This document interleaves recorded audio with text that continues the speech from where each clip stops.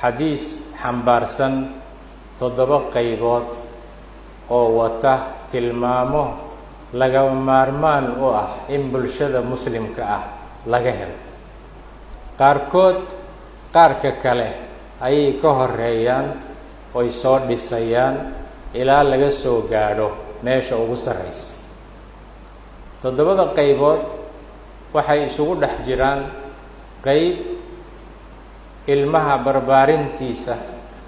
iyo marka hore ee xaasnimo la raadinayaba qaabka loogu baadhayo oo loogu raadinayo ilmaha aad dhalayso hooyadii nooca ay noqonayso iyo waxa lagu barbaarinayo haddii la helo oo ilaahay tabaaraka wa tacaala uu walad ku siiyo ilaa laga soo gaadho inay suurtagal tahay ilmaha adiga kaa beermay inuu noqdo oo ilaahay u qadaro dadka ku jira nidaamka maamulka iyo idaarada iyo siyaasadda bulshada lagu hagayo ilaa halkaa uu ka soo gaadho. 7 qaybood ee nabiga calayhi salaatu wasalaam uu sheegay ee xadiiskii aan akhrinay hadda khudbadii horena aan ku faahfaahino isku xidhnay isla markaana ay suurtagal tahay in hal khudbo iyo 2 khudbo iyo 3 khudbo hal khasla keliya ay qaadato iyo ka badanba. waa 7 qaybood oo isku xidhan oo haddii mid ka mida laga waayo bulshada 6 kale cudurka u gudba uu baabi'inayo. oo haddii matalan ilmaha barbaarintu ay ka soo xumaato oo masaajidda laga waayo markuu yaryahay oo dhowrsanaanta laga waayo markuu madax noqdo markaa lafteeda in la tarbiyeeyo way adag tahay. isagaa laga rabaa inuu dadka tarbiyeeyo qabkiisaaba ku filan inuu waana aqbalo. sidaa darteed way isku xidhan yihiin sidaan horey u tilmaanay. khaslada ugu horeysa si aan waqtiga uga faa'iideysan nabiga calayhi salaatu wasalaam wuxuu ku sheegay al-imaam al-caadil.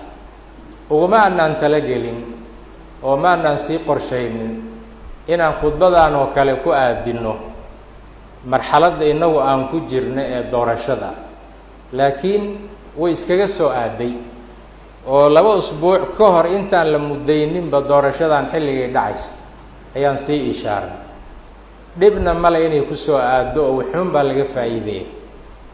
qur-aanka waxaa lagu sheegay taariikhda boqorro iyo imaamyo iyo madax magac noocay rabaanba ha qaateen wax soo maamulay oo adduunkan soo maray bilowgiisii ilaa hadda oon joogo. qur-aanku qayb buu sheegay waqtigii qur-aanku uu soo degayey iyo waqtigii ka horreeyey, intii ka dambaysayna wuu sii ishaaray inay dadku waddooyinkaasun kala marayaan. qur-aanku wuxuu tilmaamay dad adduunkan soo maray oo ilaahay uu madaxtinimo gacanta u geliyey oo qaaday waddadii u roonayd mujtamaca ay madaxda u yihiin,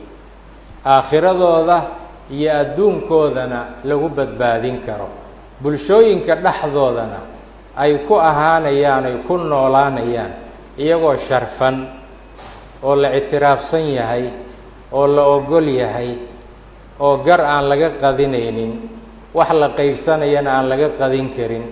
wax la go-aaminayana aan laga maqnaysiin karin. dad gaalo ah iyo dad muslimiina intaba way isugu jireen kuwa qur-aanku ka hadla, sunnaduna ay ka hadashay, taariikhda basharkuna uu ka hadlay. dhinaca kale waxay shareecadu sheegtay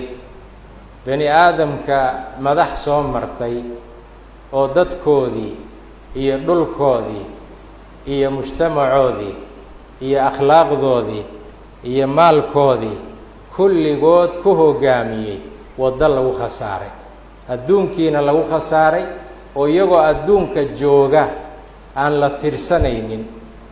aakhirana aan horey u soo tilmaanay wax badanna shareecadu ay ka hadashay. qof adduunkan ku khasaaray sida uu khasaaraha sharcigu u yaqaano ugu khasaaray adduunkan oo aakhiro badbaadaya inuusan jirin. dadkaas marka waxaan khudbadan u doortay inaan iskula wadaagno magaca uu xambaarsan yahay masjidkan hadda aan ku tukanin. inaad xasuustaan baan u malaynayaa masjidkan magaca uu xambaarsan yahay waa kuma? cumar ibnu cabdilcasiis. cumar ibnu cabdilcasiis wuxuu ka mid ahaa madaxdii soo maray dadka muslimiinta ah. meesha keliyaan hadda ka soo qaadanaya waxaa weeye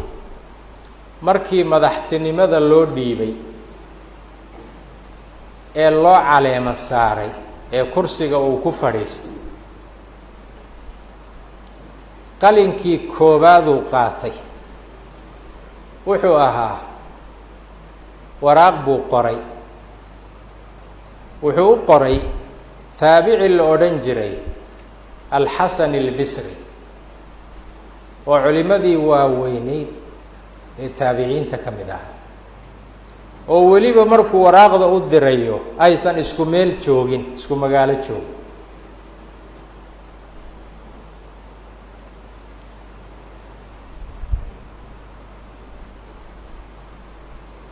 wuxuu ka codsaday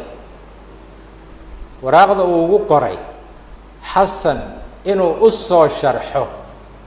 tilmaanta wanaagsan iyo shaqada wanaagsan ee laga rabo imaamka caadilka. isagii imaamka ahaabaa wuxuu leeyahay xasanow, maadaama culimadii ugu waaweyneyd aad ka mid tahay, ammaanada gudo oo ila soo tali oo waxaad ii soo qortaa tilmaanta wanaagsan ee ilaahay uu raalli ka yahay, ee haddii aan raaco oo layga helana aniguna aan badbaadayo, ummadduna ay badbaadayso. haddii aan garab marana aniguna aan halaagsamayo, ummadduna laga yaabo inay ila halaagsanto haddaan ilaahay farash kale u bixin. hadalkan waxaa soo guurinaya sheekh la yidhaahdo ibn cabdi rabbi alandalusi oo iska leh kitaab la yidhaahdo alcaqd alfariid. sida ay arrintani u weyn tahay, sheekhan kitaabka iska leh oo reer andalus ah wuxuu geeriyooday 328 markay hijradu ahayd. waa qarnigii afraad bilowgiis. wuu soo raray marka taariikhdaanu raadiyey, culimadii kale buu ka soo raray. waan isla akhrinaynaa marka xasan albisri qodobadii uu u qoray amiir اlmu'miniin. waxaa ku soo laalaabanaya 16 jeer baa wuxuu leeyahay yaa amiir اlmu'miniin. 16 jeer buu ku soo celcelinayaa yaa amiir اlmu'miniin. markaasuu wacdinaya. madaxdu bulshaday ka mid yihiin. haddii la rabo inay toosnaadaan, waan sheegi doonaa haddii ilaahayna gaadhsiiyo xaqa ay leeyihiin iyo xaqa iyaga lagu leeyahay wax ka mid ah oo maxaanku idhaahdaa aan qodobaynin. hadda laakiin sida loola hadlayo amiirka baa waxay ka dhigan tahay qof kasta oo madaxa oon la hadlaynin waxa lagula talinayo nooca ugu fiican uu yahay. waxaa ka mid ahaa hadalkiisa, iclam yaa amiira almu'miniin, ogow buu yidhi mu'miniinta amiirkoodiiow, ana allaha jacala alimaama alcaadila, ilaahay imaamka caadilka ah wuxuu ka yeelay qiwaama kulli maa'ilin, qof kasta oo qalloocan midkii toosin lahaa, wa qasda kulli jaa'irin, qof kasta oo xadgudbayana qofkii madaxa ku dhufan lahaa oo joojin lahaa, wa salaaxa kulli faasidin, wax kastaoo ummadda ka hadlaysan oo ka qasanna midkii islaaxin lahaa oo toosin lahaa, wa quwata kulli daciifin, mid kasta oo tabar yar kii awood u noqon lahaa oo isagu uu kaalmaysan lahaa, wa nisfata kulli madluumin, qof kasta oo la dulminayana kii u insaaf iyo cadaalad samayn lahaa. intaasi waa qayb. والإمام العادل بيقول يا أمير المؤمنين كالراعي الشفيق على إبله الرفيق بها وحلم ديهاي نين جيليسي لتشوغا أو أدمرنيا أو أتريا الذي يرتاد لها أطيب المرعى أو أدوريا أو دلك أغسوعيا إني جيلاسي داقان ويكفوفان meesha ugu qiimo badan oo ugu doogsan oo ugu fiican wayaduuduhaa can maraatici ilhalaka oo markaa iyadii ka celinaya oo ka ilaalinaya oo marba ka soo dabaalaya meel lagu halaagsamo inay lugaha la gasho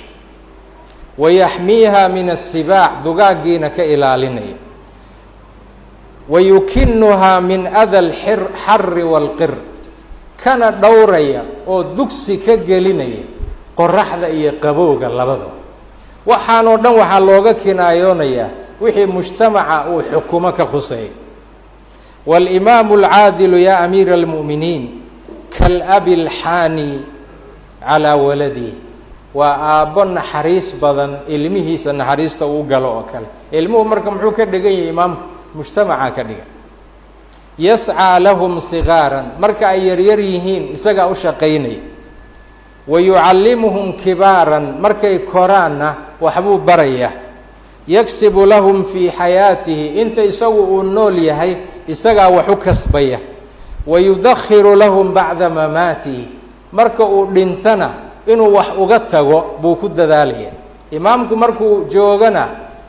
waa markuu dhaqaalaynayo markuu dhinto ama laga bedelana wuxuu ka tegay weeye macnaha wuxuu ka tegay walimaamu alcaadilu yaa amiira almu'miniin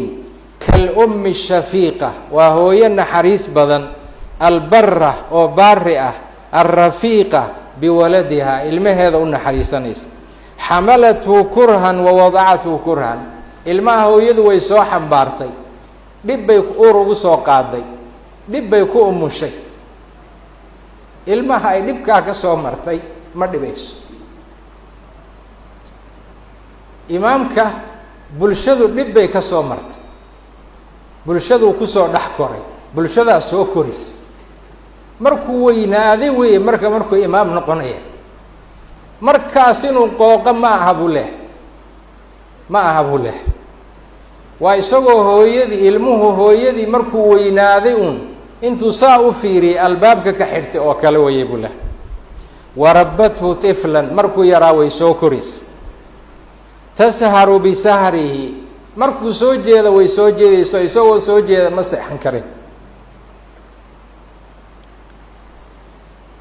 wa taskunu bisukuunihi markuu xasilo uu nasanayana way la nasanaysa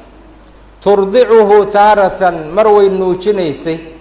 wa tuftimuhu ukhraa mar kalena naaska waa u kaydinaysayo isaga unbay u kaydinaysay ee kama jareen wa tafraxu bicaafiyatihi markuu caafimaad qabo way farxaysa wataqtamu bishikaayatihi markuu sheeganayana way murugoonaysa walimaamu alcaadilu yaa amiira almu'miniin wasiyu lyataama waa midka lagala dardaarmay agoonta waalkhaasinu lmasaakiin masaakiintana isagaa khasnadu ah meeshay ku hiranayaan ay wax ka sugayaan ee u kaysan waa isaga sababtoo isagaa maalkoodii haya yurabbii sagiirahum kuwooda yaryar wuu barbaarinayaa si ay isaga u bedelaan wayumawinu kabiirahum kuwooda waaweynna wuu maal gelinayaa si ay isaga iyagoo khayr qaba u bedelaan walimaamu alcaadilu yaa amiira almu'miniin kaalqalbi bayna aljawaarix isagaa qalbigii ah jidhka ku jiray isagaa qalbigii ah tasluxu aljawaarixu bisalaaxihi wa tafsudu bifasaadi waa xadiiskii saxiixa jidhku haddii qalbigu uu toosana jidhka kale waa la toosaye hadduu qalbigu fasaadana jidhku waa fasaadaya adigaa qalbigii abuu leh walimaamu alcaadilu yaa amiira almu'miniin huwa alqaa'imu bayna yaday illaahi wa bayna cibaadih waa midka ilaahay iyo addoommadiisa u dhaxeeya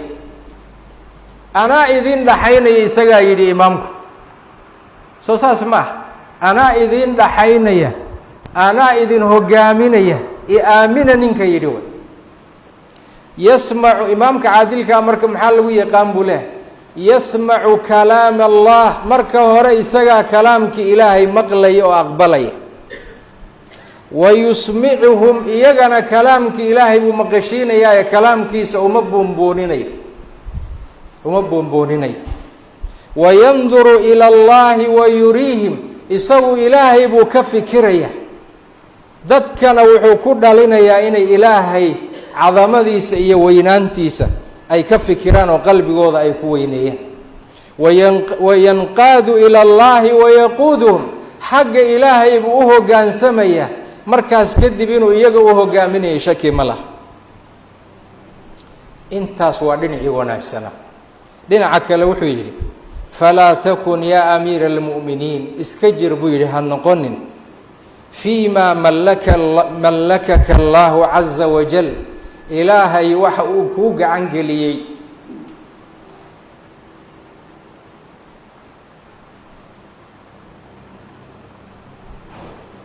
ee awoodda ah ilaahay baa ku siiyey awooddaa dadkuna iyagaa kuu dhiibay ee adigu caloosha hooyadaa kale maada soo baxay iyagaa kuu dhiibay ilaahay baa kaaga soo qaaday ha noqonin buu yidhi marka awooddaa ilaahay uu ku siiyey ka cabdin addoon oo kale ista'manahu sayiduhu nin shaqaalo ah oo sayidkiisii uu shaqaalaha u ahaa uu aaminay uu ku xifdistay maalkiisii iyo carruurtiisii nin hantiilo ah ama boqor ah oo nin u shaqaynaya milkigiisii awlaaddiisii kulli ay ku jiraan u dhiibtay oo ku aaminay muxuu sameeyey markas maxaan ku idhaha shaqaalihii fabaddada almaala maalkii dhinac walba wuu u tuuray waa u khasaariyey wa sharada alciyaala awlaaddiina midba meel buu ka tuuray oo geeskuu geliyey muxuu rabaa marka milkigii lagu aaminay inuu isagu keligii yeesho maxaa dhacay marka oo laga dhaxlay fa afqara ahlah ninkii odaygaha ahalkiisii uu faqiir ka dhigay wa faraqa maalahu maalkiisiina waa kala geeyey waaclam yaa amiira almu'miniin ana allaha anzala alxuduuda ilaahay wuxuu xuduudda u soo dejiyey liyusjira biha can alkhabaa'ithi waalfawaaxish in waxyaabaha foosha xun ee xumaanta ah ee aan wanaagsanayn lagu joojiyo oo looga tago fa kayfa say noqonaysaa buu yidhi marka idaa ataaha man yaliiha qofkii isagu maamulayay ee la rabay inuu dadka ka celiyo fawaaxishtii iyo xumaantii isagii ilaalinayee waardiyaha ka ahaa isaga laftiisii hadduu bilaabo samaynteedii xaalku suu noqonayaa buu yidhi xaalku suu noqonaya ninkii qoriga haystay ee ciidanka haystay ee awoodda lahaa haddii isaga laftiisii uu xumaantii bilaabo buu yidhi yaa qabanaya buu yidhi xumaantii yaa qabanaya midda labaad wuxuu yidhi wa ana allaha ogow buu yidhi ilaahay anzala alqisaasa qisaasta inuu u soo dejiyey xayaatan licibaadih walakum fi lqisaasi xayaa soo maha qisaasta in lagu noolaadaa loo soo dejiyey fakayfa idaa say noqonaysaa haddii ninkii qisaasta mas-uulka ka ah oo axkaamta iyo maxkamadaha iyo garsoorka mas-uulka ka aha say noqonaysaa buu yidhi xaaladda mujtamaca idaa qatalahum isaga laftiisii haddii uu bilaabo dilka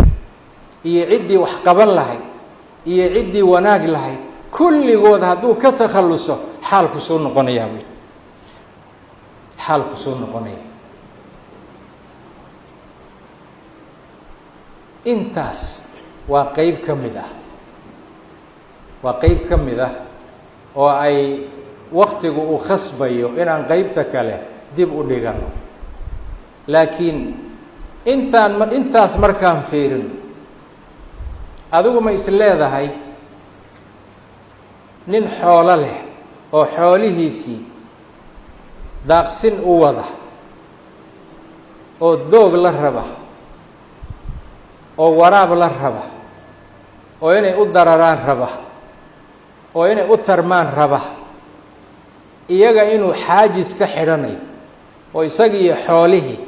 waardiye u dhaxaynayo, laakiin maalinba neefka u baahdoon iiga soo qabta wuu odhanayo, caqliga bani aadamka ma ka suurtoodaa markii mithaalkan aynu fasirno? maya. mase ka warqabayaa xoolihiisii qofkaas? maya. aabbe naxariis badan, awlaaddiisii la rabay markay yaryar yihiinna inuu barbaariyo, markay waaweyn yihiinna uu garab galo, wax kayda uga tago, iyagana toosiye si ay u dhaxlaan, inay albaabka kala xirtaan, dad isxiga oo islana ay noqdaan mustaqbalka, lama sugay. hooyadu inay ilmaheeda intay xabsi geliso, hooyaan u ahay tidhaahdo, naaskii ka goyso, halkaa uu ka qayliyo, gaajo uu u dhinto, hooyaan u ahay tidhaahdo, aakhiro ay isu yimaadaan oo isu shafeecaan, lama sugayo. lama sugayo. qofkii gacanta ku hayay maamulka inuu isagu bilaabo wax walba, ummadduna ay toosto, lama sugayo. lama sugayo. mithaalku saasuu ku socdaa, ayuu ku socdaa. marka waa qeyb ka mid ah mithaalka uu xasan albisri u soo qaatay, imaamka caadilka ah, meesha uu ka joogo dadka muslimiinta xagga tarbiyadooda, ka warqabkooda, ilaalintooda, iyo inay iyagu sabab u ahaayeen inuu meesha yimaado markuu meesha yimaado uusan la soo bixin wax awal aan lagu ogeyn oon la islahayn wuu la soo bixi doonaa, oo aada loola yaabo. qeybta kale oo nus ah, haddii laha yidhaahdo jumcada dambe ayaan qaadan doonaa, waxaanan saa u yeelaynaa wax walba oo meesha ku qoran ama maskaxdeenna ku jira inaynan hal mar sheegi karin. khudbaduna sideeda waqti bay leedahay, dadku danay leeyihiin. qofka khudbada akhrinaya inuu siduu raba ka yeeli kara maaha. aqulu qawli ina allaha wamalaa'ikatahu yusalluuna cala annabiy ya ayuha aladiina aamanuu saluu calayhi wasallimuu tasliima. allahuma salli calaa muxamadi wacalaa aali muxamed kama sallayta calaa ibraahiima wacalaa aali ibraahim wbaarik calaa muxamadi wacalaa aali muxamed kama baarakta calaa ibraahiima wacalaa aali ibraahim inaka xamiidu majiid. warda allahuma can asxaabi nabiyika ajmaciin wacannaa macahum biraxmatika ya arxama araaximiin. allahuma aslix a'imatana wawulaata umuurina.